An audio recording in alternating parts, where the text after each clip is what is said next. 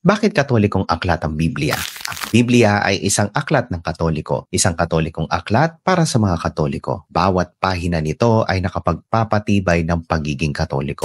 Ito'y dahil sa simpleng katotohanan ng kasaysayan na at least sa parte ng Bagong Tipan ay isinulat ng ilan sa mga apostol at ebanghilista na mga Katoliko. At paano natin nasabing sila'y Katoliko? Ang simbahang Katoliko ay itinatag ng Panginoong Jesucristo at ang lahat ng mga apostol ay nakikiisa kay Pedro na siyang bato na naging unang obispo ng Roma. At ang Roma ang naging sentro ng Kristyanismo sa paglipas ng panahon. At since lahat ng mga apostol ay nakikiisa kay San Pedro, silang lahat ay nasa komunyon sa obispo ng Roma. Nagkaroon ng mga kahalili ang mga apostol at ito ang naging obispo ng simbahang Katoliko na siyang nagkanonisa sa mga sinulat ng mga apostol at iba pang ebanghilista at pinagsama-sama ang mga ito.